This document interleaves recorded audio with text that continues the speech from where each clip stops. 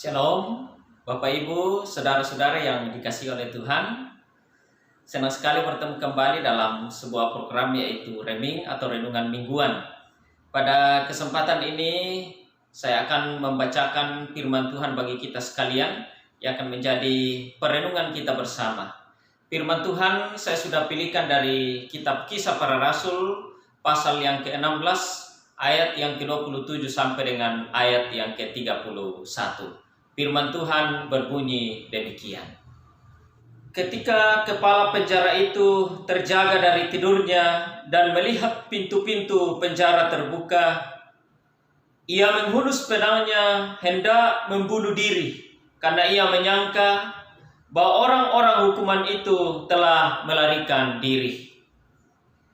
Tetapi Paulus berseru dengan suara nyaring, katanya, "Jangan celakakan dirimu, sebab kami semuanya masih ada di sini."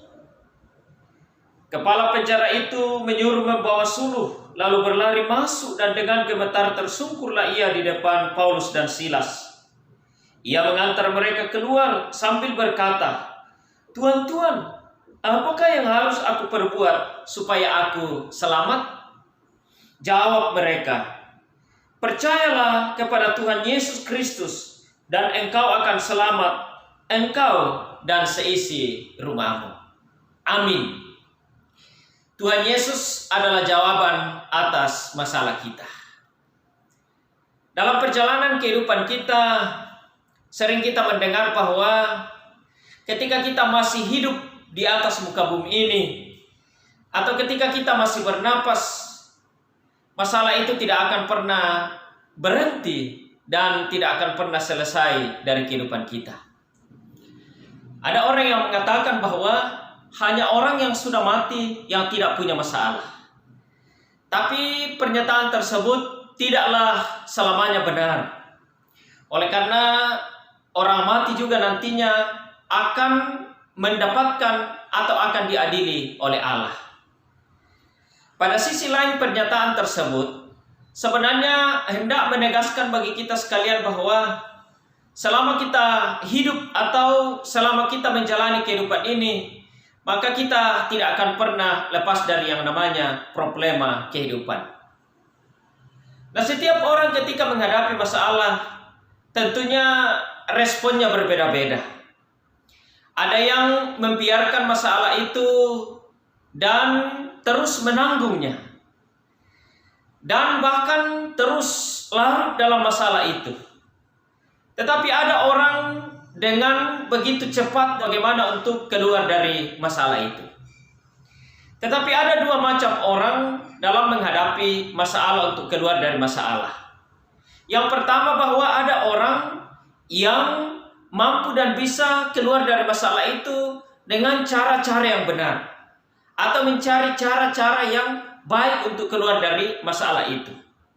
Tapi ada juga orang yang menyelesaikan masalahnya lari kepada cara-cara yang tidak benar, atau lari kepada cara-cara yang mungkin hasilnya hanya sesaat. Misalnya rekreasi, minum minuman keras, mencari hiburan-hiburan dan lain sebagainya.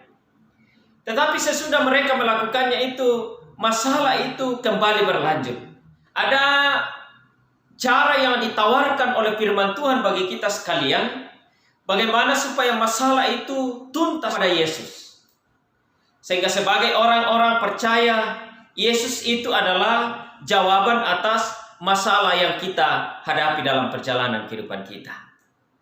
Nah, oleh karena itu, apa yang harus kita pahami atau apa yang harus kita mengerti supaya Yesus itu betul-betul menjadi solusi, menjadi jawaban atas masalah kita. Persoalan itu datang dalam kehidupan kita tanpa pemberitahuan. Ya.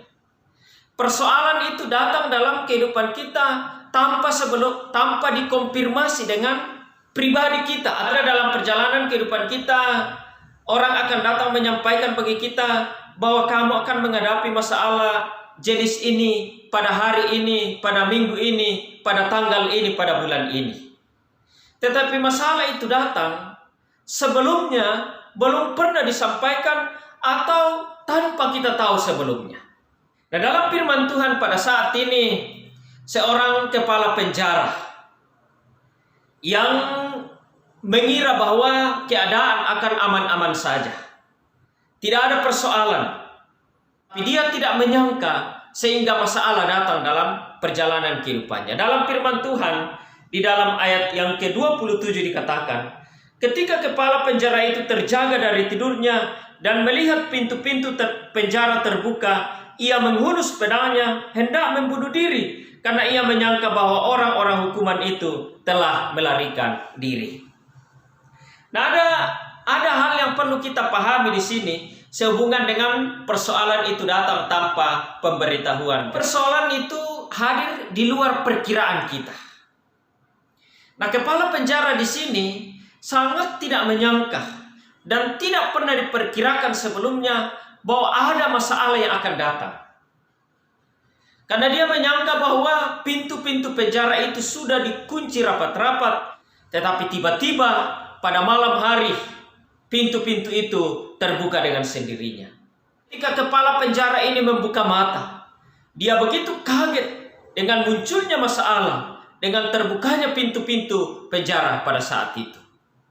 Nah, ini dimaksudkan bagi kita bahwa persoalan itu datang dalam kehidupan kita tanpa perkiraan sebelumnya. Ada begitu banyak hal-hal yang kita alami dalam perjalanan kehidupan kita, masalah-masalah yang datang, yang memang sebelumnya belum kita perkirakan bahwa ini akan datang.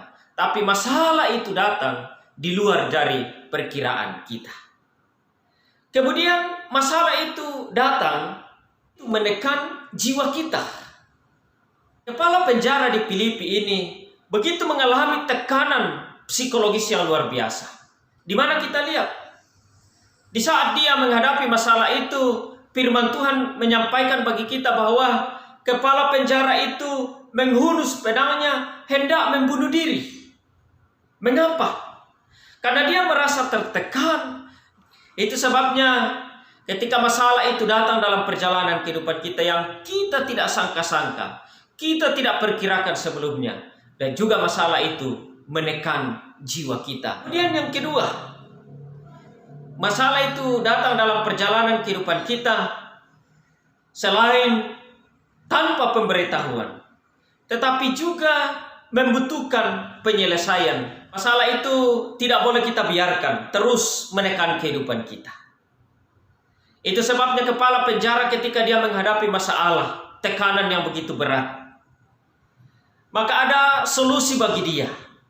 Itu sebabnya ketika kepala penjara ini hendak mencelakakan diri, maka Paulus berteriak dengan nyaring, "Jangan celakakan dirimu." Mengapa dia hendak mencelakakan diri?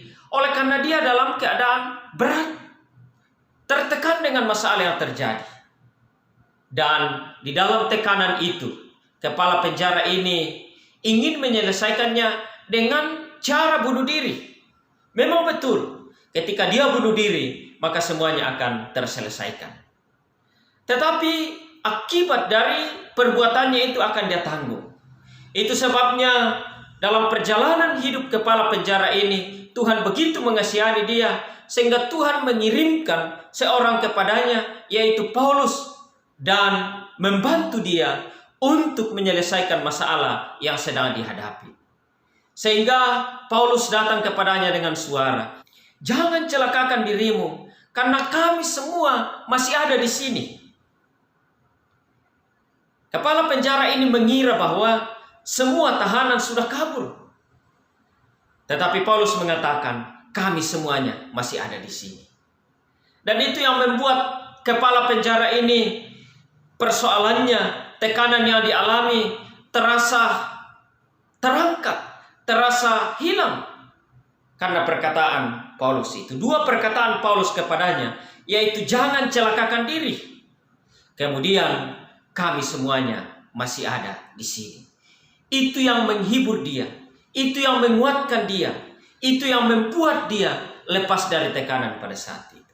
Nah, saudara-saudara yang dikasihi oleh Tuhan, dalam perjalanan kehidupan kita, memang kita tidak akan lepas dari tekanan dan persoalan-persoalan, problema kehidupan. Tetapi bukan berarti bahwa kita menyelesaikan dengan cara yang salah. Tetapi Tuhan memberikan kesempatan bagi kita dan membuka sejumlah cara untuk menyelesaikannya dengan cara yang benar. Karena setiap masalah ketika itu datang, pasti ada jalan keluarnya. Tidak ada masalah yang tidak ada jalan keluarnya. Semua masalah sebesar apapun pasti ada jalan keluarnya.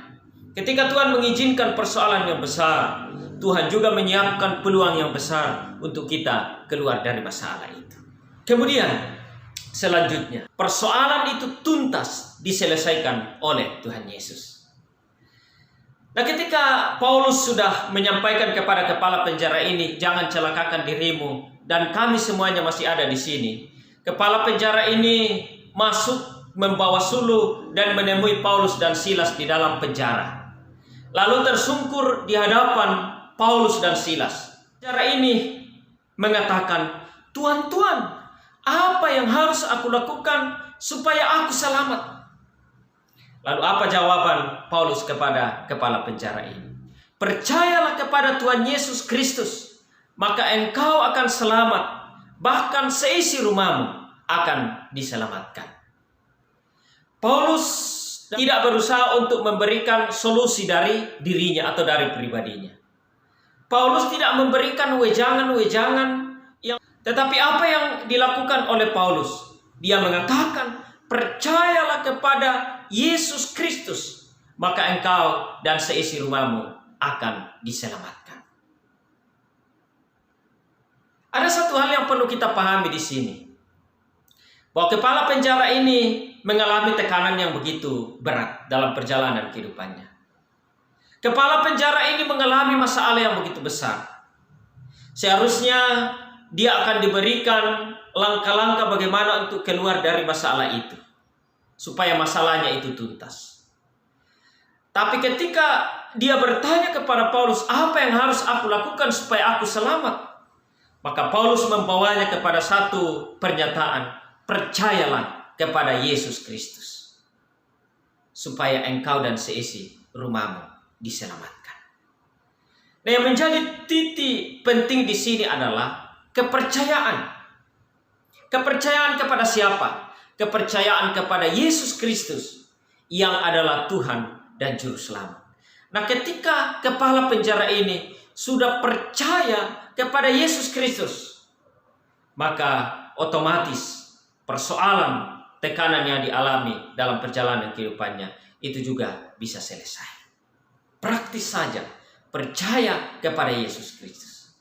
Karena itu, Bapak Ibu Saudara-saudara yang dikasihi oleh Tuhan, dalam perjalanan kehidupan kita sungguh berbangga dan berterima kasih.